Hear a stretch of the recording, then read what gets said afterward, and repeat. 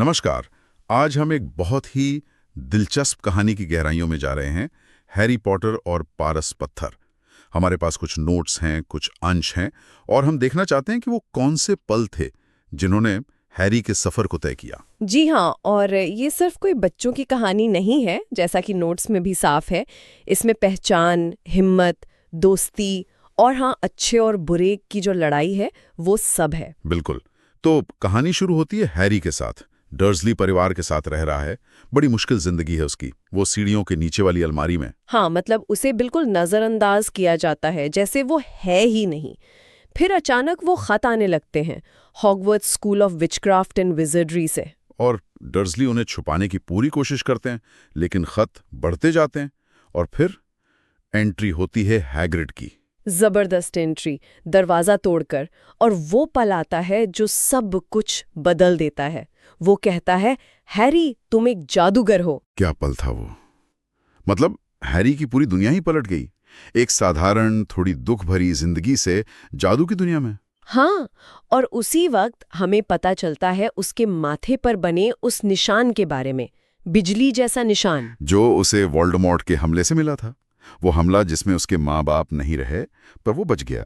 ये निशान, जैसा नोट्स भी कहते हैं, उसके अतीत का और उसकी किस्मत का प्रतीक है। बिल्कुल, ये लगातार याद दिलाता है कि वो आम नहीं है, उसका एक खास मकसद है। इसके बाद हैरी पहली बार जादुई दुनिया में कदम रखता है। डायगोन अली, याद है वो जगह? हाँ, जहाँ सारी जादुई चीजें मिलती हैं, और वहाँ उसे मिलती है अपनी पहली जादुई छड़ी। और कमाल की बात यह है कि उसकी छड़ी में उसी फीनिक्स पक्षी का पंख है, जिसका पंख वोल्डेमॉर्ट की छड़ी में भी था। ये कनेक्शन शुरू से ही। जी हाँ, ये पहले से ही संकेत देता है उनके बीच के गहरे कनेक्शन का। फिर आता है प्लेटफॉर्म 9 3/4, किंग्स क्रॉस स्टेशन पर। वो भी क्या सीन था, दीवार के आर पार जाना। और ट्रेन में उसकी मुलाकात होती है रॉन वीजली और हरमाइनी ग्रेंजर से। और ये दोस्ती, जैसा नोट्स में भी जोर दिया गया है, कहानी का दिल है। ये तीनों, इनकी केमिस्ट्री। साइका। फिर वो पहुंचते हैं हॉगवर्ट्स। हैरी के लिए वो शायद पहला असली घर जैसा था। और वहां होती है सॉर्टिंग सेरेमनी। वो बोलने वाली टोपी, सॉर्टिंग हैट, और वो हैरी को लेकर थोड़ी कंफ्यूज थी। हाँ, टोपी कहती है कि उसमें स्लाइदरिन वाले गुण हैं, महत्वाकांक्षा है। लेकिन हैरी मन ही मन कहता है, स्लाइदरिन नहीं, स्लाइदरिन नहीं। और टोपी उसकी सुन लेती है, उसे भेजती है ग्रिफिंडर हाउस में, बहादुरी का हाउस। ये दिखाता है, और नोट्स भी यही कहते हैं, कि हमारी काबिलियत से ज्यादा हमारे चुनाव हमें बनाते हैं। क्या बात है। अच्छा, तो हॉगवर्ट्स में जिंदगी शुरू होती है, क्लासेस, नए दोस्त, पर जल्दी ही एक रहस्य सामने आता है। तीसरी मंजिल पर कुछ छुपा है। हाँ, एक मना किया हुआ गलियारा, और वहां है एक विशाल 3 सिरों वाला कुत्ता, फ्लफी, हैग्रिड का पालतू। और वो किसी चीज की रखवाली कर रहा है। और शक की सुई घूमने लगती है प्रोफेसर स्नेप की तरफ।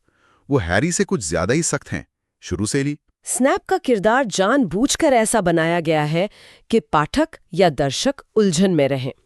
वो बहुत रहस्यमयी हैं। और फिर वो क्विडिच मैच वाला वाकया। हाँ, जब हैरी की झाड़ू अचानक काबू से बाहर हो जाती है, हरमाइनी को लगता है कि स्नेप उस पर कोई श्राप डाल रहे हैं। उसे पक्का यकीन हो जाता है, लेकिन असल में कहानी कुछ और ही मोड़ लेने वाली होती है।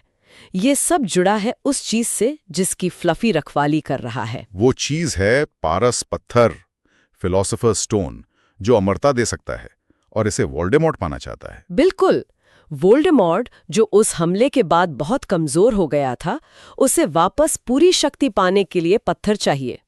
स्नैप का व्यवहार वो असल में एक, क्या कहते हैं, रेड हेरिंग जैसा है, ध्यान भटकाने के लिए। पत्थर की रक्षा के लिए लगाई गई हैं। जिसमें रॉन का वो शानदार शतरंज का खेल भी है, जहां वो खुद को कुर्बान करने को तैयार हो जाता है। वो दोस्ती और बहादुरी का बड़ा पल था। बिल्कुल। और फिर हैरी पहुंचता है आखिरी कमरे में। उसे लगता है स्नेप मिलेगा, पर वहां होता है प्रोफेसर क्विरल। वो हकलाने वाला, सीधा साधा दिखने वाला प्रोफेसर क्विरल। ये बहुत बड़ा ट्विस्ट था। पता चलता है कि वोल्डेमॉर्ट उसी के साथ था, क्विरल की पगड़ी के नीचे। हाँ, वोल्डेमॉर्ट का चेहरा क्विरल के सिर के पीछे।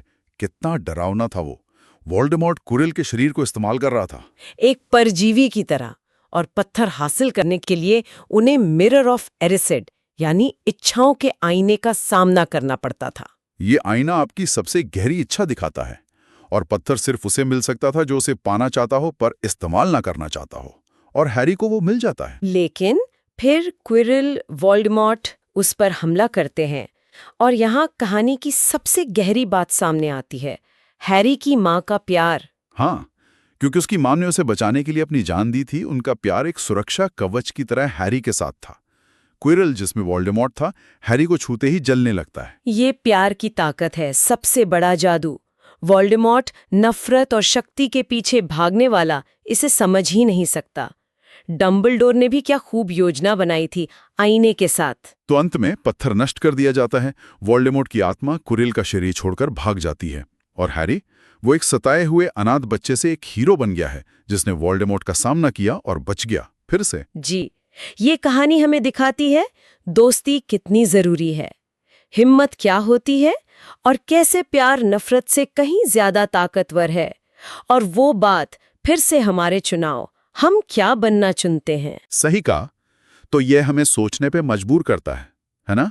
अगर इस जादुई दुनिया में सबसे शक्तिशाली चीज, सबसे मजबूत सुरक्षा कोई मंत्र या श्राप नहीं बल्कि प्यार था, तो ये ताकत के बारे में क्या बताता है? न सिर्फ उस दुनिया में, बल्कि शायद हमारी अपनी दुनिया में भी।